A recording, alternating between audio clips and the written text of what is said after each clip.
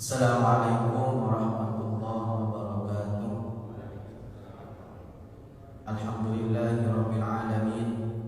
Wassalatu wassalamu ala sayyidil mursalin sayyidina Muhammadin wa ala alihi wa sahbihi wa barik wa sallim ajma'in. Qala subhanaka la ilma lana illa ma 'allamtana innaka antal alimul hakim. Allahumma iftah alaina futuhal 'arifin waj'al a'malana khalisatan liwajhikal karim bi rahmatika ya arhamar rahimin.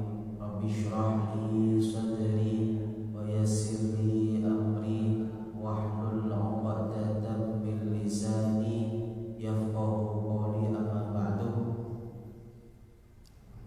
Para jemaah Masjid An-Nadifah yang saya muliakan, alhamdulillah kita masih diberikan nasihat walafiat oleh Allah Subhanahu wa taala sehingga kita bisa hadir di majelis yang insyaallah penuh barokah ini.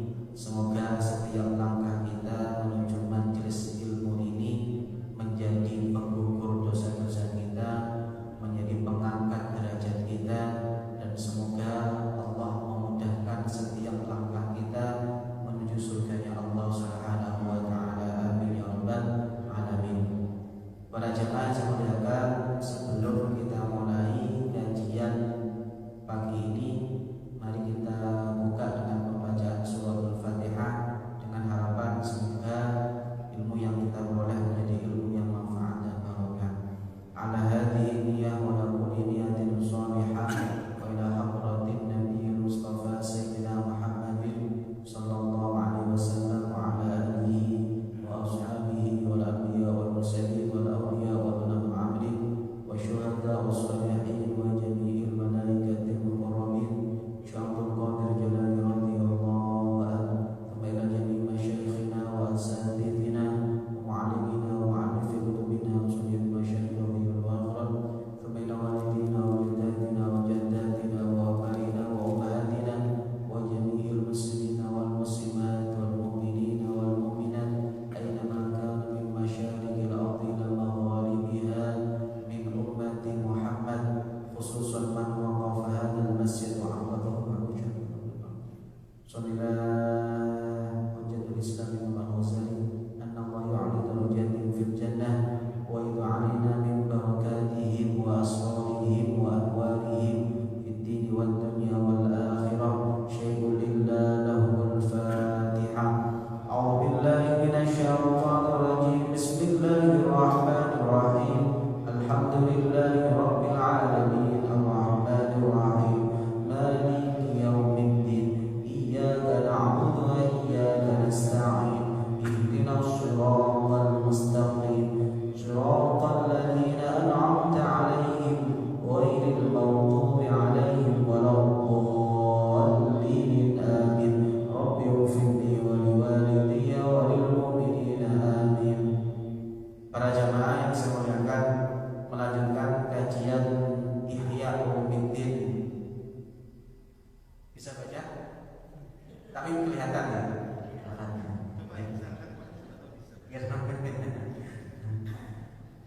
Minimal bisa lihat. Kalau besar namanya.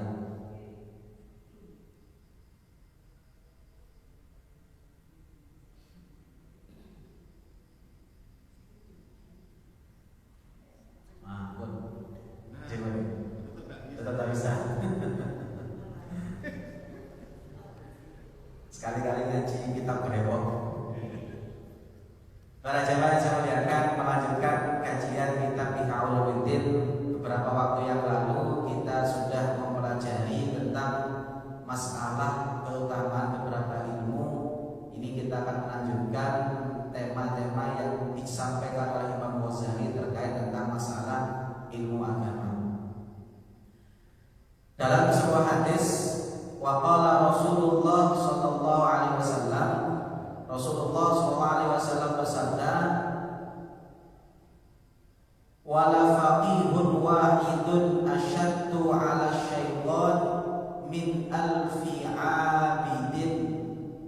Kata Rasulullah sallallahu alaihi wasallam, orang yang alim, orang yang ngerti fikih satu itu itu lebih berat bagi setan dibandingkan 1000 orang yang ahli ibadah. Jadi kalau ada di masjid orang 1000 sholat dengan orang 1 punya ilmu tidur, itu setan lebih berat ganggu yang 1 dibandingkan yang 1000. Setan itu pintar matematika. Kenapa kok setan pintar matematika? Setan itu perhitungan. Kalau ada orang 1000 tidak punya ilmu sholat, setan akan mengatakan, tidak usah tak budo wis percuma. Kenapa? Tidak usah dibudo wis sholatnya batal-batal jewe mbak ilmu. Tapi kalau di sampingnya ada orang yang punya ilmu, yang ngerti fikih, kok tidur, itu yang dikipasi bukan yang sholat, tapi yang tidur. Kenapa yang tidur dikipasi? Karena kata setan, ini kalau bangun ini bahaya. Ini kalau bangun kelihatan orang 1000 sholatnya nggak bener, kemudian dibenarkan, saya akan rugi 1000. Jadi kalau yang 1000 nggak digoda sudah percuma, kalau saya goda menghabiskan tenaga. Tapi yang 1 ini kalau nggak saya goda, kalau tidurnya nggak saya kipasi, kemudian dia bangun kelihatan orang sholatnya salah, dibenarkan, saya malah rugi. Maka jenengan kalau ingin memberatkan setan, belajar ilmu agama. Orang yang tidak mau belajar itu sama dengan meringankan beban setan. Kira-kira jenengan ingin meringankan atau memberatkan beban setan? Mau bermusuhan atau berdamai?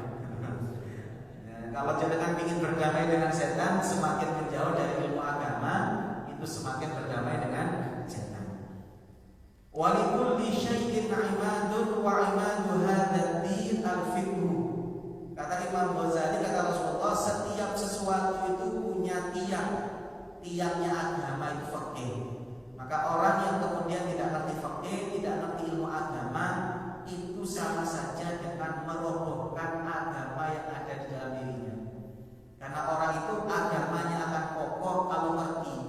Agamanya itu akan kokoh itu kalau dia bisa memahami apa yang harus dia lakukan. Kita kalau jalan malam mau ke satu tujuan, tidak punya map, kira-kira tersesat atau tidak? Jangankan tidak punya map, ada Google Map pun bisa disesatkan. Saya pernah pengajian itu di daerah Bulak Banteng. Saya pakai Google Map, masya Allah. Itu langsung seharusnya belok kanan ke arah Apel, disuruh belok kiri ke arah Angkatan Laut. Itu diarahkan langsung di kapal perang. Kata Google Map-nya belok kanan, tak lihat belok kanan itu sudah laut. Saya kadang berpikir berarti saya suruh orang langit di laut. Itu ada Google Map-nya saja bisa tersesat. Apalagi tanpa Google Map, apalagi tidak ada peta sama sekali. Kita hidup itu seperti orang perjalanan jauh. Tujuan kita itu bukan di dunia tapi di akhirat. Orang yang mau perjalanan jauh menuju akhirat kok nggak pakai peta, nggak pakai map, itu pasti tersesat. Apa petanya kita menuju akhirat? Itu ilmu. Orang yang punya ilmu maka dia punya peta, saya mau kemana. Setiap langkahnya akan dibimbing oleh ilmunya. Maka semakin jenengan punya ilmu, hidup Anda semakin dibimbing oleh ilmu Anda menuju tujuan akhir, yaitu akhirat. Ini yang kemudian harus kita jadikan pegangan bersama. Pun Rasulullah SAW mengatakan, khairu dinikum aisaruhu wa khairul ibadah al-fiqhu. Ini penting, kita beragama itu, ini prinsip agama. Kata Rasulullah SAW, agama yang paling baik itu adalah yang paling mudah, tapi tidak mempermudah. Jadi Rasulullah SAW itu setiap kali beliau itu disuruh milih antara 2 hal, beliau selalu memilih yang paling mudah. Jadi jangan kalau beragama itu tidak usah sulit-sulit, dijepit sing repot, sing gampang-gampang, tapi ojo gampang. Sholat tahajud 20 rakaat sampai 2 rakaat jepit sing pundi? Kali. Sing penting istiqomah. Iku mau kadang-kadang enggak cuma istiqomah. Cuma yang loro kadang-kadang subuh jam 6. Jadi agama itu jenengan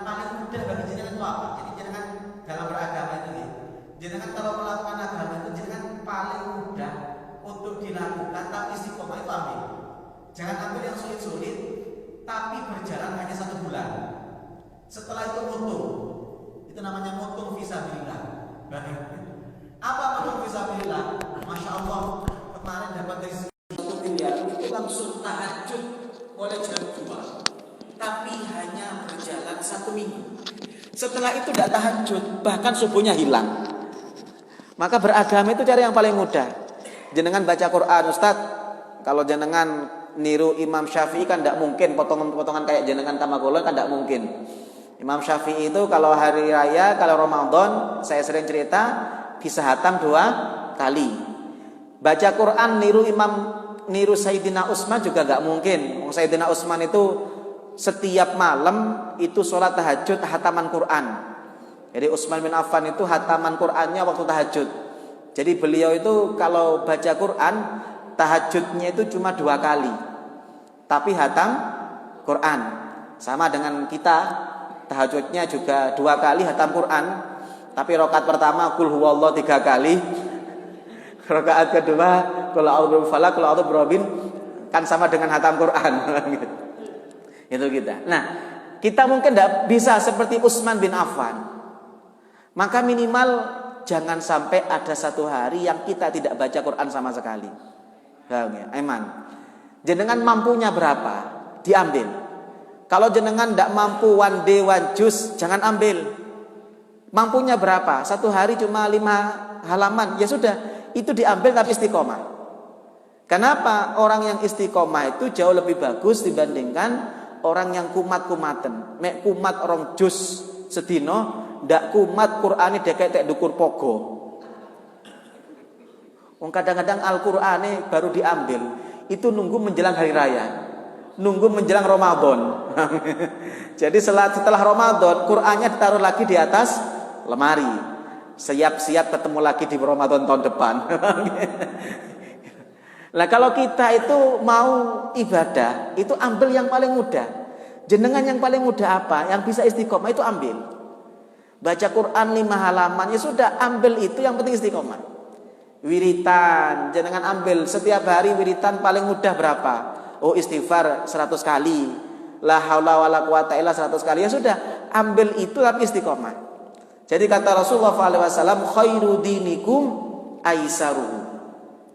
Makanya Rasulullah SAW itu paling tidak senang kalau kelihatan orang itu terlalu khusyuk. Jadi hadis ini sebenarnya bermula ketika Rasulullah SAW datang ke masjid. Itu ada orang yang rukuk sujud tak berhenti. Maka Rasulullah mengatakan khairu dinikum aisaruhu. Jangan terlalu berlebihan, yang paling baik beragama itu yang paling mudah. Rasulullah itu pernah melihat ada salah seorang perempuan saking senengnya sholat itu sampai buat tali di masjid supaya kalau ngantuk itu waktu sholat bisa pegangan. Jadi saking pinginnya sholat terusan itu sampai buat tali, kalau umpama dia ngantuk itu masih bisa sholat tapi pegangan. Maka kata Rasulullah SAW, jangan mempersulit. Kalau orang yang mempersulit agama pasti akan kalah.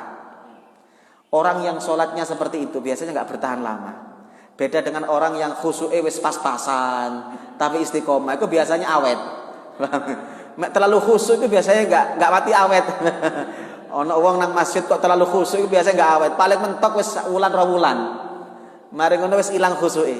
Tapi kalau orang yang khusyuknya biasa-biasa, asalkan istiqomah, sholat tahajudnya 2 rakaat, 4 rakaat, duhanya 4 rakaat, qobliyah ba'diyah dilakukan, itu tok.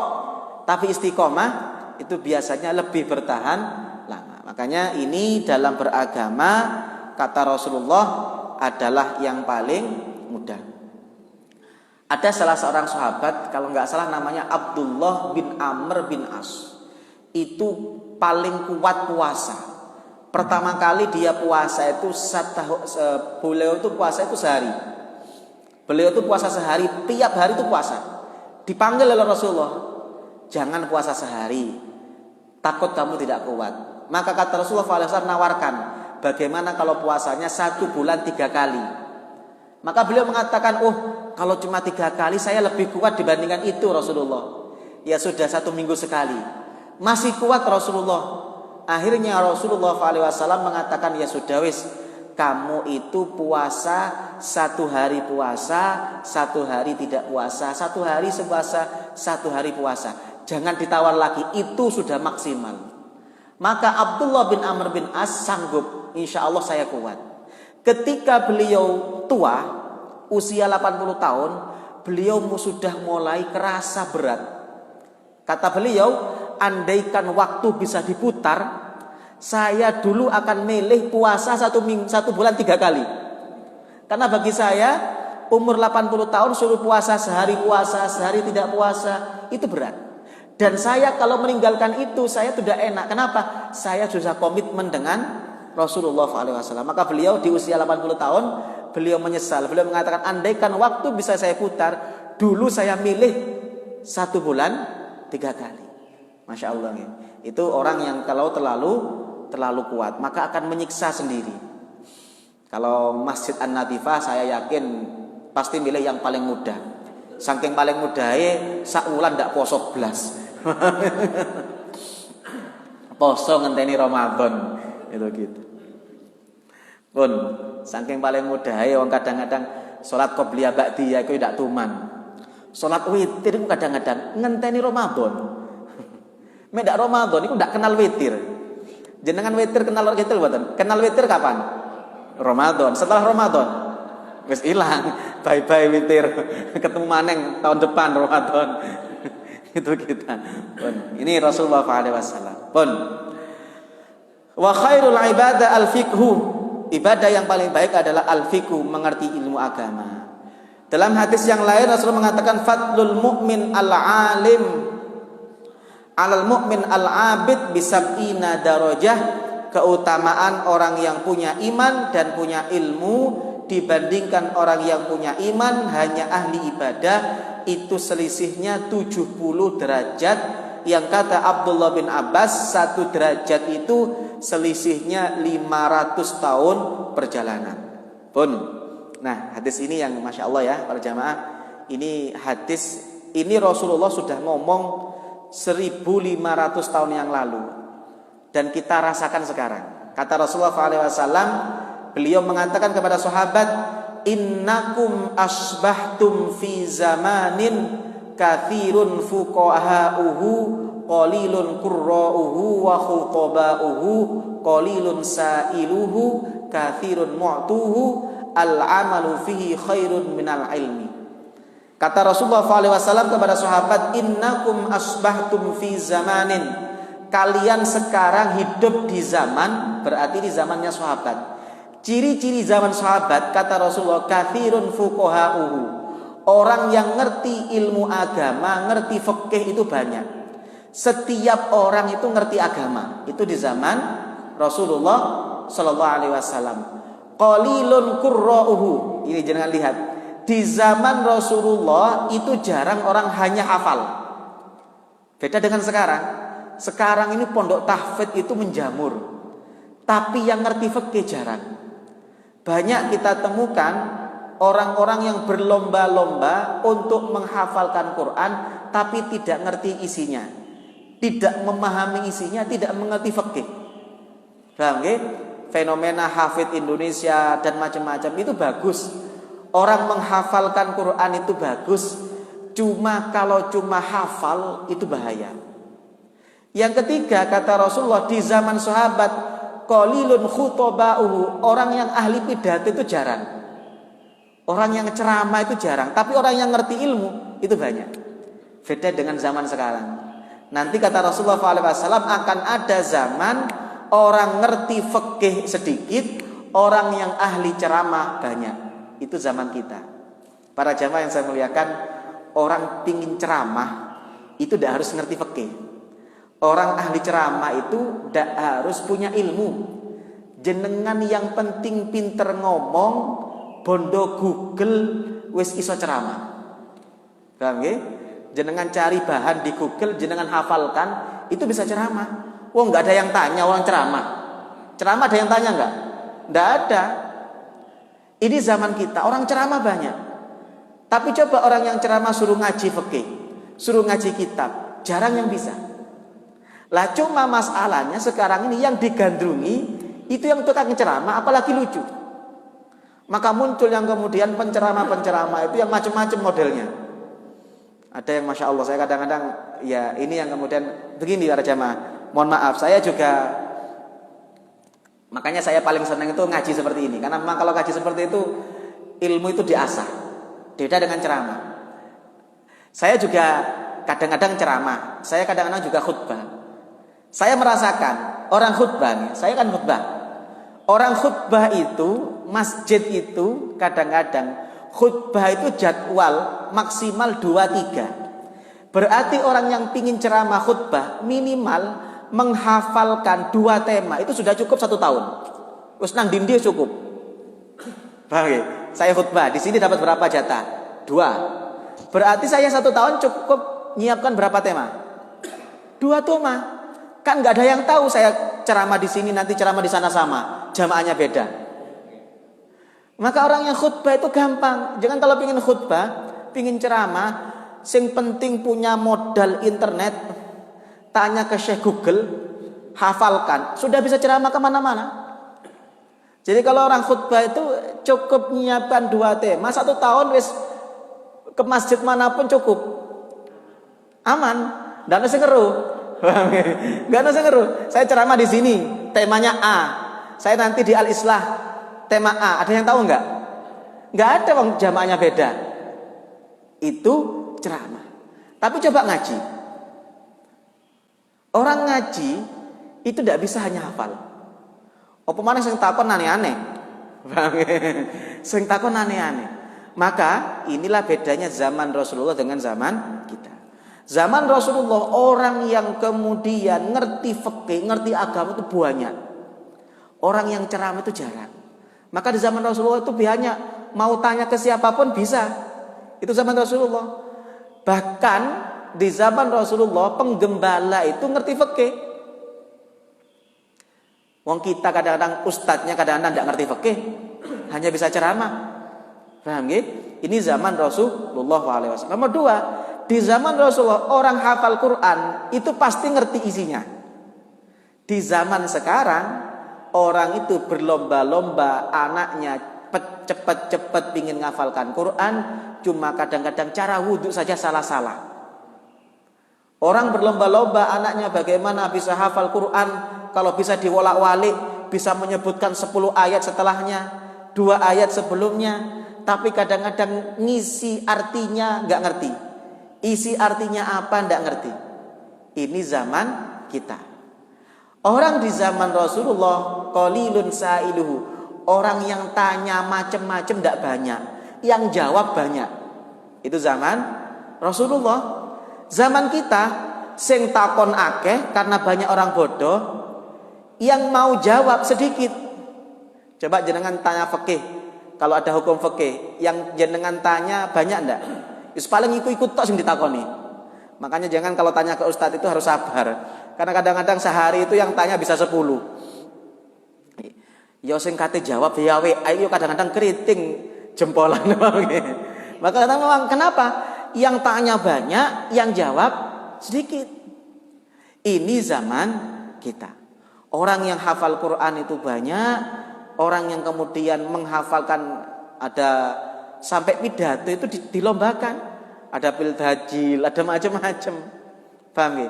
Makanya kita di zaman sekarang ini kata Rasulullah SAW, al-ilmu fihi khairun minal amal. Ilmu itu lebih bagus dibandingkan beramal.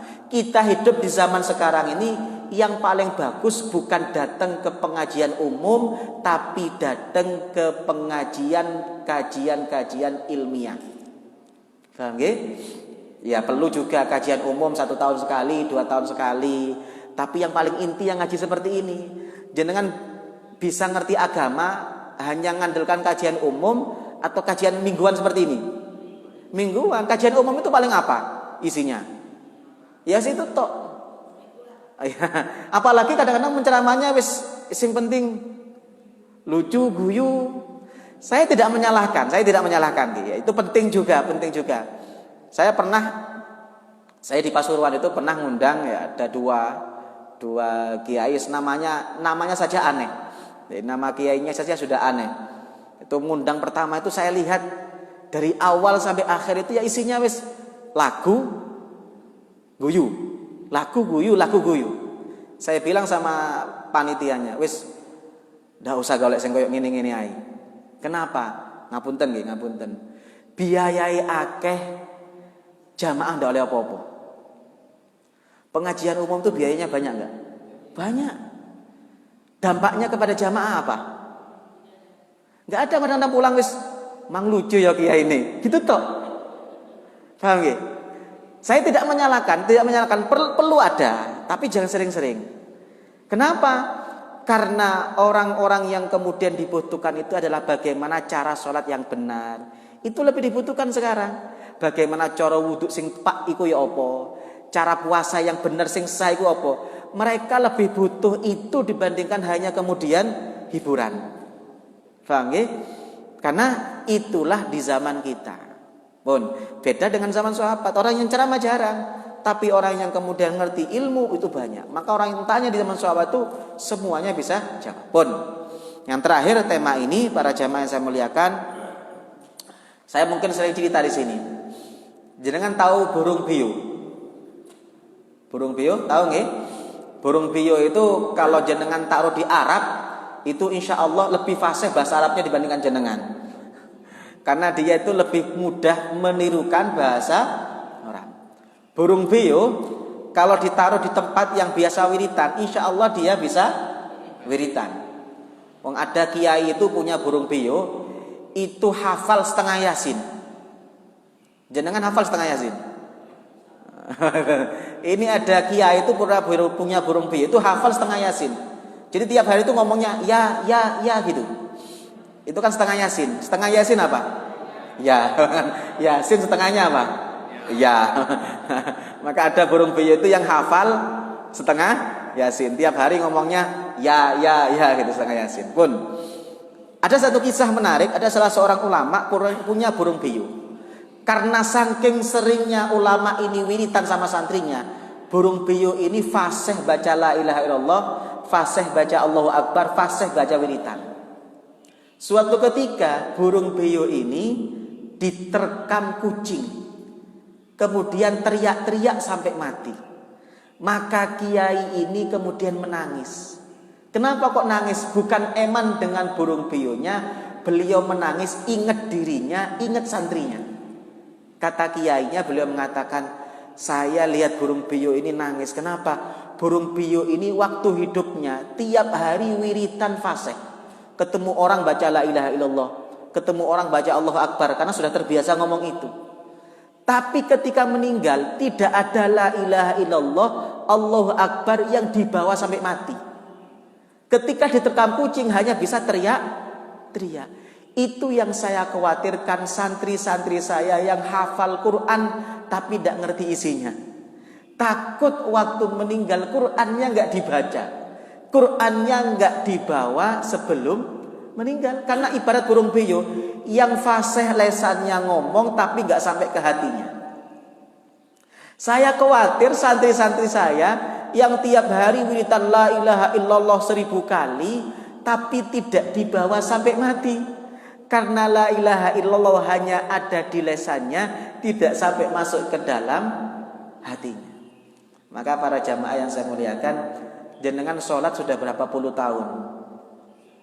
Ada yang 20, ada yang 30. Kalau umurnya 40 ya berarti 40. Pertanyaan saya, jenengan sholat puluhan tahun, apakah sudah ngerti bacaan sholat mulai takbir sampai salam?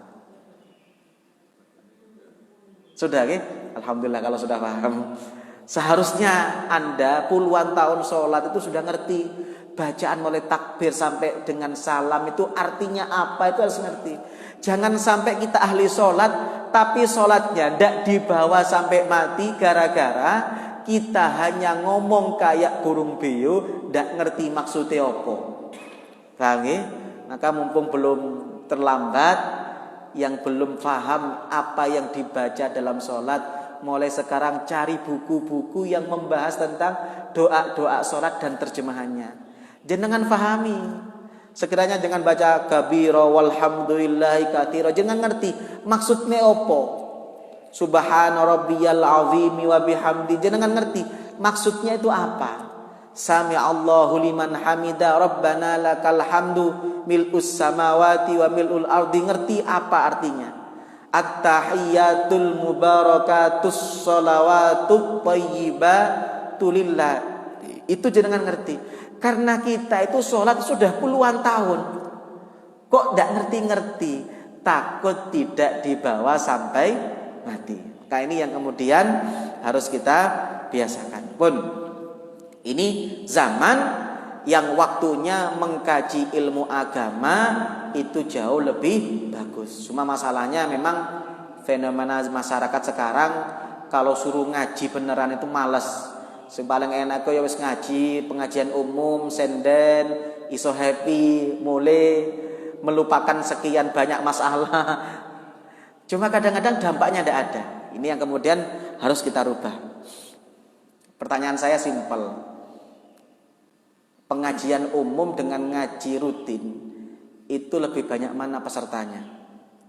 Umum. Pengajian umum itu kadang-kadang sampai nyewa terop.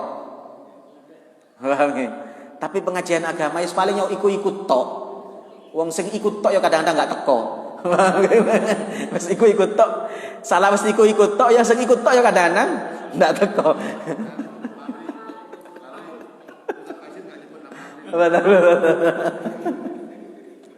Pun ini namanya pengajian agama. Pun dalam hadis yang lain Rasulullah SAW mengatakan bainal alim wal abid mi'atu darajah baina kulli darajatain hudrul jawad al mutmar sab'ina sanah. Kata Rasulullah SAW antara orang alim dan ahli ibadah itu selisih 100 derajat. Antara satu derajat itu seperti perjalanan kuda cepat selama 70 tahun. Itu keutamaan orang yang punya ilmu. Pun dalam hadis yang lain Rasulullah mengatakan ayyul a'mal afdal faqala al ilmu billah. Rasulullah SAW pernah ditanya ibadah yang paling utama apa? Kata Rasulullah adalah al ilmu billah, mengetahui Allah Subhanahu wa taala. Faqila ayyul ilmi turid? Qala sallallahu alaihi wasallam al ilmu billah. Faqila lahu nas'alu 'anil amal wa tujibu 'anil ilmi. Faqala inna qalilal amal yanfa'u ma'al ilmi billah wa inna katsiral amal la yanfa'u ma'al jahli billah. Kata Rasulullah SAW, orang amalnya sedikit tapi disertai ilmu itu jauh lebih berharga dibandingkan orang yang amalnya banyak tapi tidak disertai ilmu. Jenengan sholat 2 rakaat pakai ilmu, ngerti sholatnya, ngerti syarat rukunnya, ngerti sunnah-sunnahnya, ngerti artinya, memahami setiap yang dibaca, itu jauh lebih berharga dibandingkan amalnya banyak, sholatnya banyak, tapi tidak disertai ilmu. Ibarat kita itu setor, kita punya juragan, kita setor. Kira-kira jeragan itu lebih seneng mana? Jenengan setor satu produk tapi kualitas super dengan 1000 produk tapi tidak layak jual. Satu produk super tapi memiliki nilai jual yang tinggi dibandingkan kemudian 1000 produk tapi malah tidak layak jual. Itu merugikan. Sama dengan kita sholat 2 rakaat tapi benar sak bacaannya, benar sah ilmunya, rukun syaratnya terpenuhi, sunnah-sunnahnya dilakukan, jauh lebih berharga dibandingkan 1000 rakaat tapi kosong melompong karena tidak dibarengi oleh ilmu. Ini pentingnya ilmu. Pun kemudian Rasulullah SAW ini masya Allah, ini keutamaan orang yang punya ilmu. Rasulullah SAW mengatakan yab'atsullahu al-ibad yaumal qiyamah thumma yab'atsul ulama thumma yaqul ya ma'syaral ulama. Rasulullah mengatakan kelak di hari kiamat Allah Subhanahu wa taala akan membangkitkan manusia. Dan ketika Rasulullah SAW mengatakan ketika Allah membangkitkan manusia, Allah juga membangkitkan ulama. Maka Allah kemudian berfirman kepada ulama, orang yang punya ilmu, ya ma'syarul ulama inni lam adha ilmi fikum illa li ilmi bikum. Wahai orang-orang yang punya ilmu, engkau oleh aku saya kasih ilmuku, maka karena itulah kamu punya dosa apapun aku ampuni, karena aku tidak mungkin memberikan amanah kepada orang kemudian aku akan menyiksanya. Maka ulama itu para jamaah, meskipun dosanya banyak, potensi diampuninya lebih tinggi. Paham ya? Ulama, orang yang punya ilmu, meskipun dosanya lebih banyak, potensi diampuninya lebih tinggi. Kenapa? Karena oleh Allah dikasih amanah, ilmu itu sudah cukup untuk menjadikan dia orang yang diangkat derajatnya kepada Allah Subhanahu wa ta'ala. Makanya inilah kita minimal kalau tidak seperti Imam Ali, tidak bisa seperti Imam Nawawi, minimal kita berproses untuk memiliki ilmu, minimal kita punya ilmu untuk amal-amal yang tiap hari kita lakukan. Salat kita, wudu kita, baca Quran kita, wis minimal itulah. Kalau untuk kula jenengan itu yang penting salat wis bener wis cukup. Ndak usah kayak Imam Nawawi hafal 1000 hadis, ndak usah. Kadang-kadang pengajian dikai hadis 10 ndak harus ngafal belas. Maka untuk seperti itu jauh yang penting salatnya bener, posoi bener, minimal ilmu-ilmu yang kaitannya dengan ibadah sehari-hari itu benar untuk kita sudah cukup. Paham nggih? Pun. Karena kalau usia-usia seperti kula jenengan iku wis kongkon ngapal iku wis ampun-ampun. Paham nggih? Ya kalau anak-anak masih muda, masih punya fresh otaknya, kita itu kadang-kadang lebih hafal saldo rekening kita dibandingkan ilmu yang kita hafal waktu pengajian. Makanya wis kongkon ngafal wis ampun-ampun. Paham nggih? Pun. Sayyidina Ali mengatakan, beliau mengatakan al ilmu khairun minal mal. Kata Sayyidina Ali, beliau mengatakan al ilmu khairun minal mal. Ilmu itu jauh lebih berharga dibandingkan harta. Kenapa? Al-ilmu yahrusuka wa anta tahrusul mal. Ilmu itu bisa menjaga kita. Kita punya ilmu, mau melakukan yang maksiat, ilmu kita jaga kita. Ojo iku elek. Kita punya ilmu, tahu ini haram, minimal kita punya rem. Ojo iku haram. Tapi kalau kita tidak punya ilmu itu lost doll. Terus kabeh dilakoni. Kenapa? Enggak punya ilmunya. Tapi kalau punya ilmu itu ada remnya. Maka kata Sayyidina Ali, ilmu itu lebih utama dibandingkan harta. Karena kalau kita punya ilmu, kita yang menjaga ilmu. Tapi kalau kita punya harta, malah sebaliknya kita yang jaga harta kita. Jenengan punya emas, yang jenengan jaga, emasnya menjaga jenengan, atau jangan-jangan yang menjaga emasnya? Jenengan yang jaga emasnya, kecuali emasnya Mas Joko baru menjaga jenengan. Tapi kalau emas yang perhiasan, jenengan yang jaga. Jenengan punya mobilnya sing jaga jenengan atau jenengan yang jaga mobil supaya gak dicuri. Masya Allah. Wong kadang-kadang kalau kita punya mobil itu, sing duwe durung adus, mobilnya wis mengkilap di sini. Itu harta. Harta itu kadang-kadang kita yang menjaga. Tapi kalau ilmu yang menjaga kita. Ilmu yang menjadikan kita semakin bertakwa kepada Allah Subhanahu wa ta'ala. Karena ada ilmu nanti yang malah dijadikan alat untuk memperoleh kekayaan. Ya contohnya ada orang yang jual fatwa. Fatwanya haram jadi halal karena ada pesanan khusus. Itu namanya ilmu yang tidak menjadikan kita semakin bertakwa kepada Allah Subhanahu wa ta'ala. Nah, ilmu inilah yang kemudian tidak tertentu ilmu agama. Orang yang kemudian punya ilmu yang lain tapi dengan ilmunya dia semakin bertakwa, maka itu termasuk ilmu yang bermanfaat. Yang kedua, kata Sayyidina Ali, al ilmu hakim wal mal mahkum alaih. Ilmu itu yang menjadi hukum, harta itu dihukumi. Yang ketiga, kata Sayyidina Ali, wal mal tangkusun nafaqah wal ilmu yazku bil infak. Ilmu itu jauh lebih berharga dibandingkan harta. Kenapa? Karena kalau harta kita bagi, kita hartanya berkurang. Saya punya uang gaji 10 juta. Semakin nambah jatah yang dinafkahi, semakin berkurang apa enggak uang kita berkurangnya? Semakin banyak berkurang. Tapi kalau ilmu, semakin dibagi semakin berkurang atau semakin bertambah? Saya punya ilmu 1, yang ngaji orang 100. Kira-kira ketika saya membagi ilmu 1, ilmu saya berkurang? Apakah bertambah? Bertambah, karena yang asalnya cuma 1 yang tahu, karena diajarkan kepada orang 100, yang 100 jadi tahu. Tapi kalau saya punya uang 100, saya bagikan ke orang 100, uang saya berkurang atau bertambah?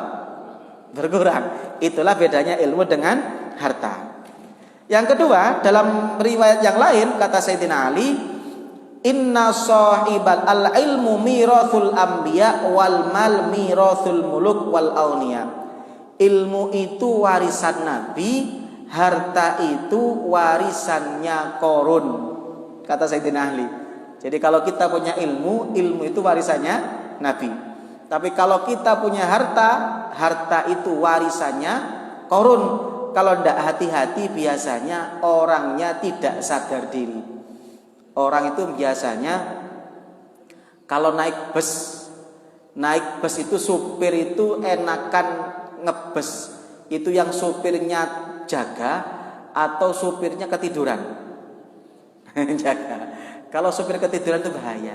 Supir ketiduran itu kira-kira kalau panas atau kalau terlalu nyaman tempat duduknya? Tempat nyaman. Biasanya orang yang kemudian punya harta berlimpah, kalau tidak diiringi oleh ilmu yang cukup, biasanya sombong. Itulah yang terjadi di Fir'aun. Makanya Fir'aun itu ketika oleh kaumnya diperingati, jawabannya adalah innama utituhu ala ilmin indi. Saya ini pantas kaya karena ilmu saya, karena jerih payah saya. Ini teguran kepada kita. Kita kalau sukses, jangan pernah kemudian hanya mengandalkan merasa itu dari jerih payah dan kepintaran kita. Karena itu ilmunya Fir'aun. Jadi Fir'aun itu ketika ditanya, kenapa kamu kaya? Ya saya pantas, wong saya kerja keras. Apakah kemudian itu tidak mengatakan pantas? Sebenarnya pantas ngomongnya, cuma tidak disadarkan kepada Allah. Maka kalau jenengan punya sukses apapun, Anda boleh karena itu kerja keras Anda, tapi bagaimanapun juga kuncinya ada di Allah Subhanahu wa taala. Yang kedua kata Sayyidina Ali, inna sahibal mal idza mata faraqahu maluhu wal ilmu yadkhulu ma'a sahibihi qabrahu. Kata Sayyidina Ali, orang yang punya harta ketika meninggal tidak ada satu peser pun harta yang dia kumpulkan akan dia bawa ke kuburan. Tapi orang yang punya ilmu ketika meninggal, ilmunya akan tetap menjadi pendampingnya di dalam kuburan. Itulah bedanya orang yang punya ilmu dan punya harta. Kita boleh punya harta karena harta itu juga dibutuhkan untuk dakwah. Cuma jangan sampai punya harta tidak dibarengi dengan ilmu yang cukup. Karena harta saja itu tidak akan pernah terbawa sampai mati. Jangan pernah orang mati dikubur sak montore. Jangan pernah orang mati dikubur sak umai. Jangan pernah lihat orang mati dikubur sak perhiasane. Kecuali orang Cina. Orang mati dengan orang miskin, orang kaya, kalau mati itu sama. Kelambine ya padha putine. Kuburane ya padha ukurane. 2,5 meter. Yang punya istana 2 hektar dengan orang yang punya rumah 10 kali 20, kalau masuk kuburan ya sama tempat tinggalnya.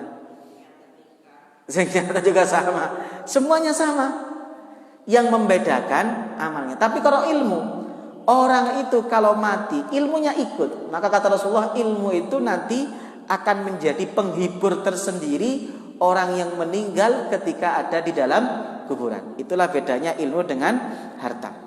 Yang ketiga kata Sayyidina Ali, innal mal yahsulu lil mu'min wal kafir wal bir wal fajir wal ilmun nafi' la yahsulu illa lil mu'min.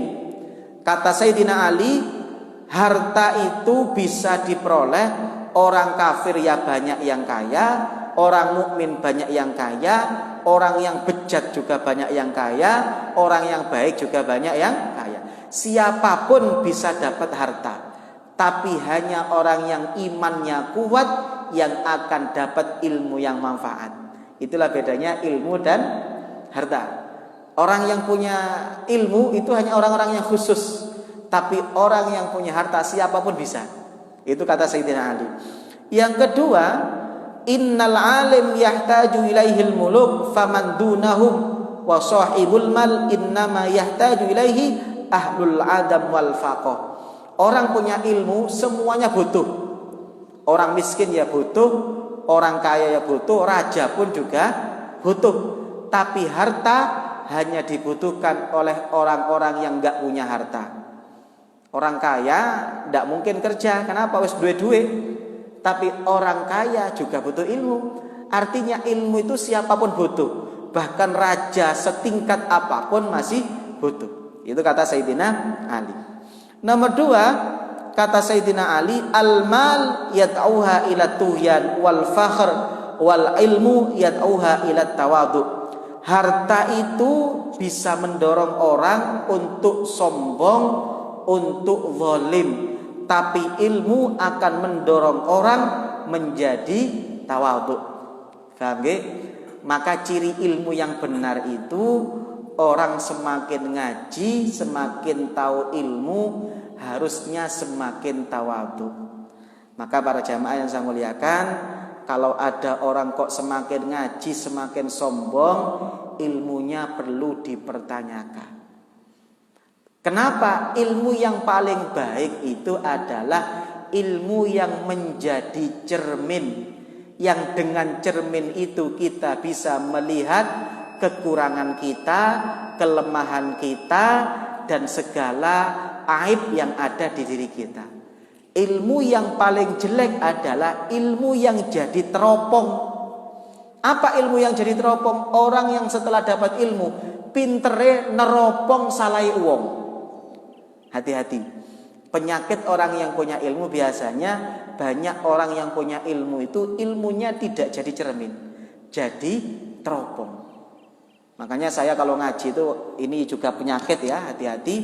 Jangan sampai setelah ngaji itu kita menjadikan ilmu kita jadi teropong. Wong itu disalahno gara-gara ilmu kita. Seharusnya orang punya ilmu itu semakin tawadhu. Semakin dia merasa banyak kurangnya, semakin dia merasa ilmu saya tidak apa-apa, semakin dia merasa ternyata perbedaan pendapat itu ada, semakin tawadhu. Kok ada orang setelah ngaji semakin garang, semakin sangar, nang konco semakin tidak empati, semakin tidak toleran, itu ilmunya pasti ada yang keliru. Paham nggih? Makanya para jamaah yang saya muliakan, sahabat itu kalau baca Quran itu pasti yang diingat dirinya sendiri. Umar bin Khattab itu kalau baca ayat yang menjelaskan tentang munafik, Umar bin Khattab itu nangis. Jadi Umar bin Khattab itu kalau menjelaskan tentang munafik itu ya, ada ayat membahas tentang munafik, itu beliau nangis. Kenapa beliau nangis? Karena beliau takut yang dimaksud ayat itu dirinya. Setingkat Umar. Yang kata Rasulullah, andaikan Umar itu lewat di satu gang, setan pasti lewat di gang lain saking takut dengan Umar. Itu Umar. Umar itu orang yang setan takut. Kalau kita kan kebalik, kita yang takut pada setan. Itu Umar. Umar yang seperti itu kalau baca ayat tentang munafik itu nangis. Kenapa? Karena beliau khawatir yang dimaksud ayat itu dirinya. Jadi orang dulu itu kalau ngaji itu jadi cermin. Kalau sekarang ngaji itu jadi teropong. Ada baca ayat munafik, sing paling eling awake apa wong liya? Aziz. Iki koyo sing cocok iki gawe Pak Aziz iki. Itu kan kita sekarang gitu. Kalau ada ayat tentang munafik, itu yang terlintas di benak kita, golongan yang lain. Iki koyo cocok kelompok iki. Itu kita. Itulah kenapa ilmu sekarang tidak barokah. Karena ilmu tidak menjadi cermin tapi jadi teropong. Masya Allah ya. Abu Bakar itu pernah membaca ayat yang ayat itu isinya adalah intubdus. Jadi isinya ayat itu adalah apa yang kalian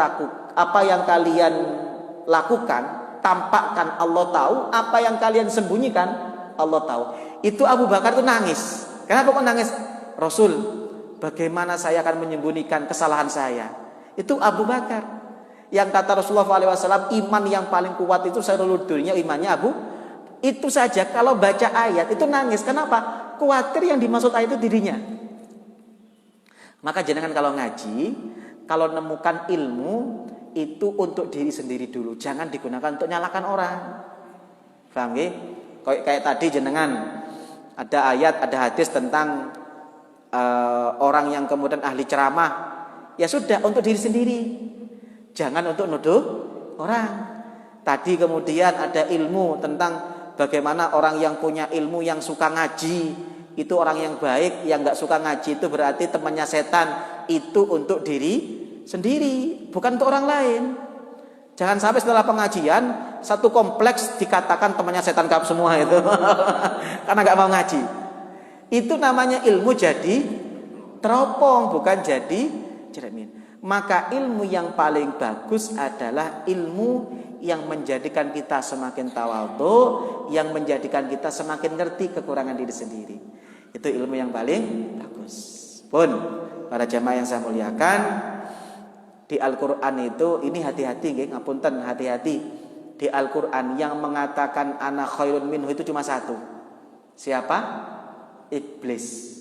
Yang mengatakan saya lebih bagus dibandingkan kamu. Aku sing bener, awakmu sing salah. Aku sing memahami ilmu, kamu gak paham. Aku sing paling berada di atas kebenaran, kamu yang berada di atas kejelekan. Saya khawatir dia mewarisi ilmunya iblis. Maka jangan sampai semakin mengaji kok merasa semakin mulia. Semakin mengaji semakin merasa paling benar, yang lainnya salah. Semakin mengaji semakin tidak menghargai perbedaan. Semakin mengaji kok semakin tidak empati kepada orang. Maka Anda perlu mengkoreksi, karena khawatir ilmu yang Anda pelajari bukan ilmu dari Allah dan para nabi, tapi ilmunya iblis. Pun ini yang mungkin bisa saya sampaikan. Kalau ada yang mau ditanyakan saya persilahkan.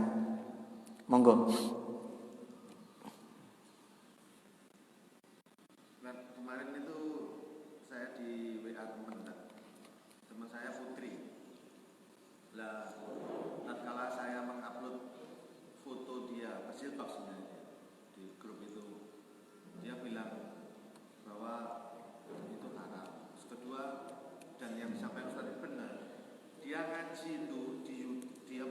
Ngajinya sama Ustaz di via Zoom. Yang anehnya ini loh Kang Aziz, aku ngaji pakai Zoom, yo tidak ditampakkan. Jadi hanya suara aja. Yang kedua, yang benar tidak ada tanya jawab. Hanya ngajinya pokoknya yang dipahami dari suara yang ada di Zoom itu tadi. Itu berarti kan nggak ada tanya jawab seperti ini. Okay. Betul. Nah, okay. Memang yang namanya materi kalau tidak ada tanya jawab itu juga bahaya, karena pendalaman kita bisa memahami apa yang saya sampaikan jamaah itu ngerti atau tidak itu kan dari pertanyaan. Yang pertama. Yang kedua, kalau ada perempuan yang memang pilih pendapat yang kuat itu bagus, cuma jangan sampai nyalakan yang lain. Contoh, saya sering mengatakan begini, cadar itu wajib atau sunnah? Tergantung mazhab apa. Kalau mazhab Syafi'i wajib. Maka orang Indonesia itu meskipun ngaku Syafi'i itu rata-rata untuk masalah aurat itu tidak ikut Syafi'i. Karena mazhab Syafi'i itu yang paling ketat untuk masalah aurat. Jadi mazhab Syafi'i aurat itu termasuk wajah kalau perempuan, termasuk tangan dan kaki. Maka dalam mazhab Syafi'i wajib pakai cadar, wajib pakai kaos tangan dan kaos kaki. Kalau jenengan tidak percaya, coba jenengan lihat ulama-ulama Syafi'i di Yaman. Itu rata-rata ya cadaran. Istrinya Habib Umar, istrinya para ulama-ulama Yaman itu rata-rata cadaran. Pun satu. Nomor dua, maka sikap kita, kalau ada orang yang seperti ini, pilihannya berarti pilihan yang bagus. Jangan kemudian kita salahkan, apalagi kita cap. Karena sekarang banyak cap-cap yang kemudian menurut saya tidak perlu. Orang yang kemudian celana cingkrang dicap kelompok sebelah. Apakah celana cingkrang salah? Tidak salah. Paham ya? Celana cingkrang nggak salah. Meskipun kita sepakat nanti celana nggak cingkrang juga nggak salah. Nah, ini yang harus kita pahami. Jadi jangan sampai kita itu ada orang tidak toleran, kita ikut-ikut tidak toleran. Ada orang yang suka menyalahkan kita berbalik menyalahkan mereka. Paham nggih? Satu kaidah dasar. Jadi kalau jenengan ada orang yang ketat, itu jenengan harus toleran. Istri saya dulu juga alumni Yaman, ketepatan tapi kalau di kampusnya beliau, kampusnya istri itu kan ahqaf. Ahqaf itu biasanya agak moderat. Artinya moderat itu tidak ikut yang ketat. Jadi alumni ahqaf itu rata-rata tidak pakai cadar. Alumni ahqaf itu termasuk Buya Yahya. Buya Yahya itu sebenarnya istri saya di ahqaf. Buya Yahya itu alumni ahqaf, belajar kepada Habib Abdullah Baharun. Itu biasanya agak moderat, tidak ketat ya. Tapi itu pilihan. Paham ya? Maka kalau jenengan termasuk masalah foto. Masalah foto itu memang ada yang ketat, ada yang longgar. Ada yang saking ketatnya sampai-sampai tidak mau mengupload foto. Nah, ini yang pertama. Fenomena pertama yang ketat jangan sampai kita hujat. Fenomena yang kedua itu sebaliknya. Orang yang senang ambil yang ketat kadang-kadang meremehkan, bahkan cenderung menyalahkan orang yang ambil pendapat yang mudah. Yang paling saya tidak setuju kalau sampai kemudian ada orang yang jilbabnya lebar, kemudian gampang menyalahkan orang yang masih berjilbab tapi masih belum sempurna. Bagaimanapun juga itu masalah khilafiyah. Paham ya? Jadi kalau yang bercadar, ya sudah, lihat orang yang nggak cadar ya biasa. Satu. Termasuk dalam masalah foto. Kalau orang yang kemudian tidak suka fotonya ditampakkan, tidak apa-apa, itu pilihan pribadi. Tapi kalau ada orang yang kemudian menampakkan fotonya dihujat gara-gara dia tidak sependapat, itu yang menurut saya termasuk terlalu tidak toleran. Paham ya? Karena masalah khilafiyah itu kita harus toleran. Paham ya? Maka ada beberapa masjid itu yang ya memang agak aneh ya. Memang ini harus kita hentikan. Memang kalau nggak dihentikan tidak selesai-selesai. Ada masjid itu kalau kelihatan orang cingkrang itu gawanane takmir itu kate ngusirai. Itu juga salah. Bagaimanapun juga mereka itu saudara seiman kita. Perkara mereka tidak toleran ke kita, yang penting nggak ganggu, selesai. Kalau mau sholat ya nggak apa-apa. Tapi jangan sampai kemudian mengganggu kita. Jadi ada batas mana kita yang harus tegas, mana yang kita harus toleran. Kalau cuma kumpul ke masjid, itu masalah yang kemudian kita harus toleran. Tapi kalau kemudian sudah mengganggu, itu masalah yang sudah beda. Paham ya? Maka sama dengan musik. Masya Allah, ada yang kalangan-kalangan tertentu, saya tidak menyebutkan itu, sampai ustadznya itu pernah disalahkan. Gara-gara apa? Ustadznya itu pernah foto bareng dengan ustadz yang menghalalkan musik, asalkan tidak yang musik-musik yang diharamkan. Itu jamaahnya protes. Masya Allah, saking fanatiknya. Sampai-sampai itu ustadznya sendiri cerita. Saya lihat ceramahnya itu. Jadi ada salah seorang ustadz itu yang beliau termasuk ustadz yang memang golongan sebelah tapi toleran. Itu kalau ketemu ustadz yang lain yang kemudian menghalalkan musik kayak Ustadz Adi Hidayat, itu ada beberapa kelompok itu kalau ustadznya sampai foto sama Ustadz Adi Hidayat, Ustadz Abdul Somad, itu dihujat.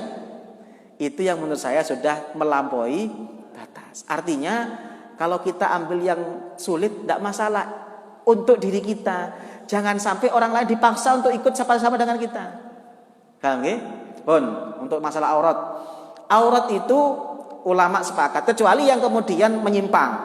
Contoh, kalau ada yang mengatakan tidak berjilbab, membuka kepala itu adalah boleh, itu baru kita nggak sepakat tanpa harus menghujat siapapun itu.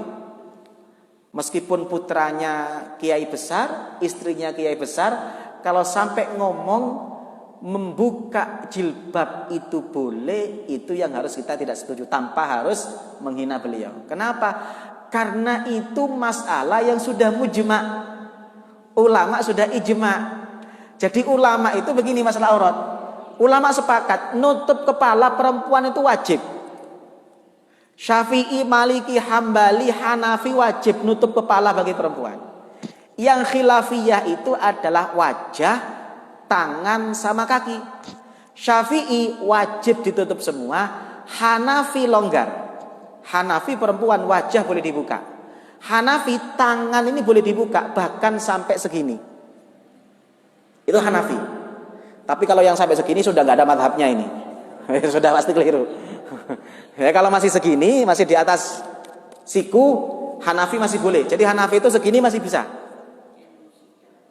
Tapi kalau sudah di atas siku, itu sudah tidak ada madhabnya. Jadi yang nggak ada madhabnya itu pakai kepala, nutup kepala, dibuka, itu sudah nggak ada madhabnya. Karena ulama sepakat di atas siku sudah wajib.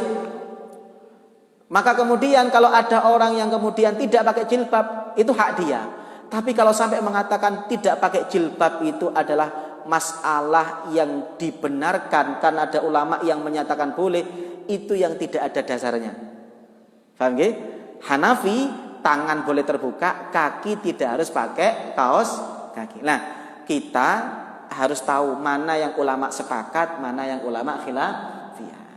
Untuk yang masalah khilafiyah tidak usah ketat-ketat, tidak usah kaku-kaku. Karena bagaimanapun juga ulama-ulama itu punya dasar yang kuat. Ngerti nggih? Biasanya yang orang-orang seperti ini biasanya memaksakan pendapatnya. Jadi kalau ada temannya yang upload disalahkan. Rata-rata seperti itu. Ngerti nggih? Ada lagi? Monggo.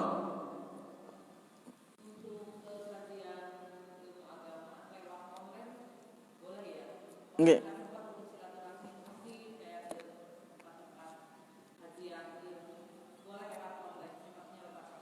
Nggih. Lewat online itu bagus, cuma barokahnya tidak sebanyak yang kumpul.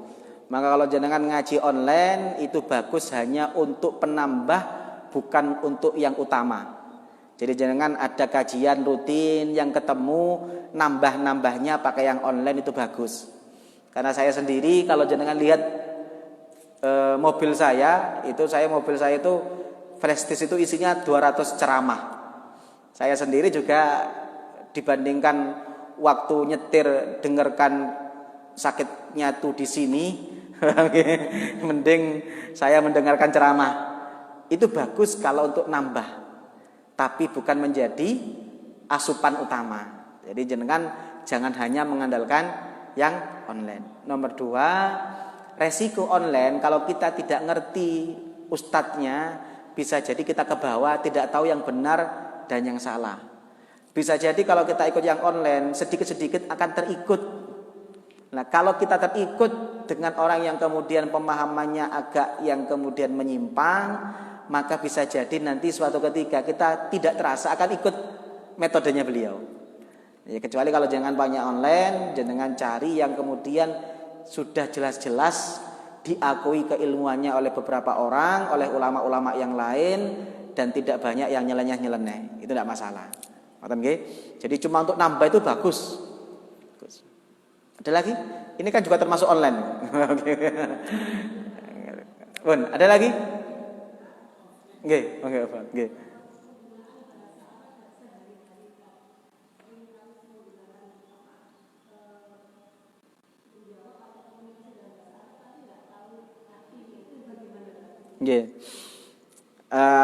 Ada video itu yang unik menurut saya. Ada satu video itu yang mengatakan, "Le, mek golek bojo kok sing ngerti basa Arab." Kenapa? Enak mek tukaran gawe bahasa Arab, tonggone enggak ero. Dikira doa bersama. Jadi mek sing lanang ngerti bahasa Arab, sing wedok ngerti bahasa Arab, ngamuke pakai bahasa Arab. Insyaallah tonggone aman. Lagi doa bersama, suaranya keras gitu. Iso-iso diamini ambek tonggone. Itu keutamaan bahasa Arab pun. Satu. Nomor dua begini, bahasa Arab itu sebenarnya tidak perlu untuk dijadikan tujuan utama. Artinya dengan harus ngerti bahasa Arab, iso ngomong itu tidak harus, meskipun bagus. Yang paling penting itu adalah Anda memahami apa yang kemudian Anda baca, itu yang kemudian bagus. Ojo sampai jenengan gawe bahasa Arab sing kemudian diajak ngomong ku melungu. Bang, ngomong opo ampean niku. Atau sampai ngomong bahasa Arab malah diamini. Paham nggih? Sampean pinginnya komunikasi. Orang yang mendengar intinya bahasa itu amin.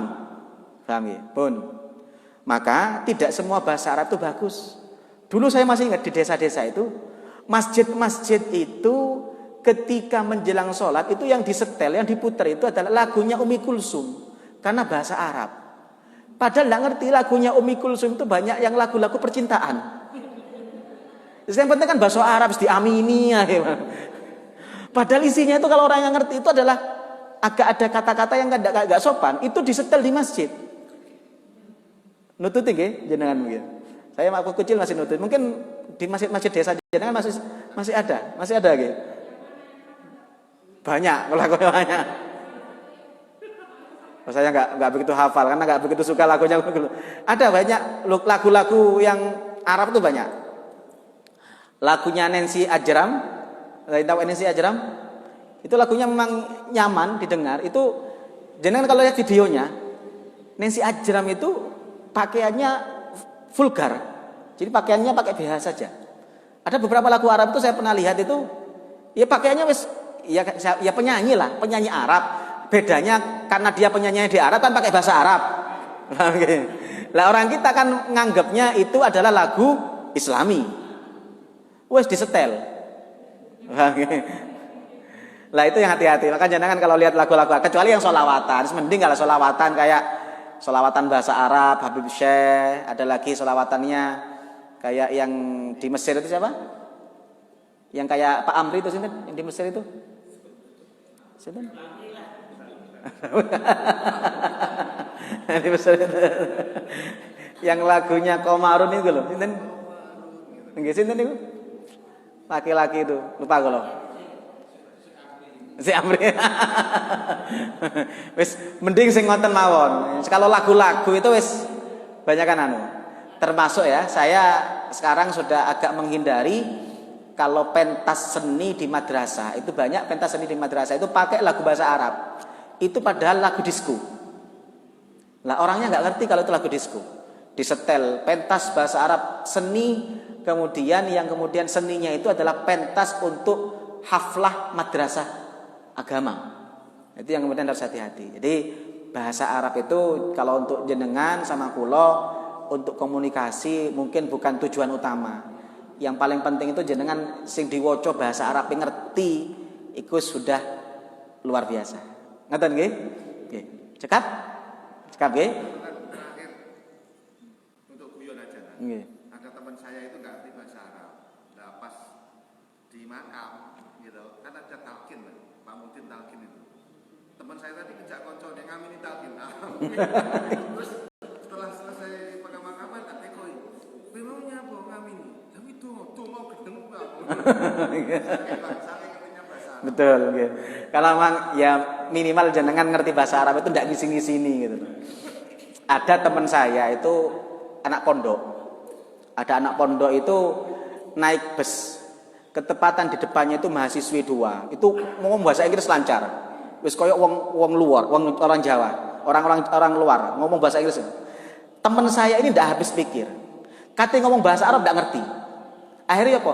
Hafalnya hafal alfiyah. Akhirnya apa? Ngomong bahasa Arab dengan saut-sautan alfiyah. Sing mahasiswi ngomong, Masya Allah pinter bahasa Arab. Padahal nggak ngerti bahasa Arab.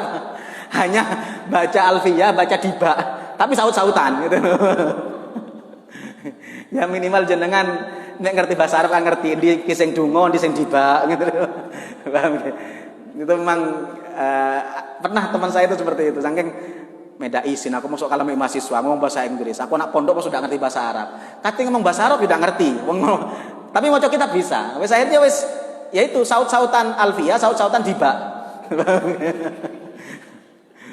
Ngoten nggih. Makanya itu yang minimal jenengan ngerti lah supaya mek dirasani wong gawe bahasa Arab yo ngerti. Ojo dirasani wong bahasa Arab malah diamini. Paham nggih? Jenengan dirasani wong pakai bahasa Arab malah diamini. Itu kan aneh. Ngoten nggih. Semoga menjadi ilmu manfaat barokah. Semoga kita oleh Allah dijadikan orang yang istiqomah, anak-anak kita dijadikan anak-anak yang soleh-solehah. Amin ya rabbal alamin. Bismillahirrahmanirrahim. Alhamdulillahil alamin. Allahumma shalli wa sallim ala sayyidina Muhammad wa ala ali sayyidina Muhammad.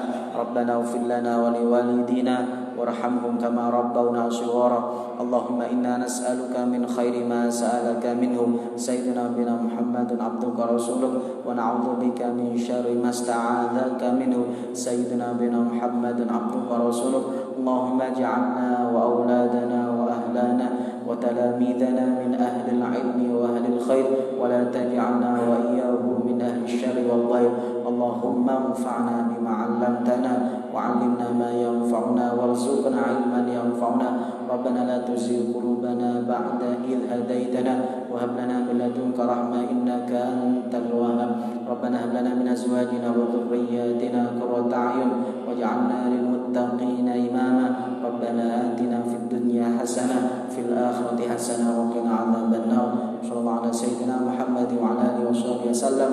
Subhana rabbika rabbil izzati amma yasifun. Salamun alal mursalin walhamdulillahi rabbil alamin. Bibarakatil Fatihah. Subhanakallahumma bihamdika asyhadu an la ilaha illa anta astaghfiruka wa atubu ilaik. Wa akhiran wassalamualaikum warahmatullahi wabarakatuh.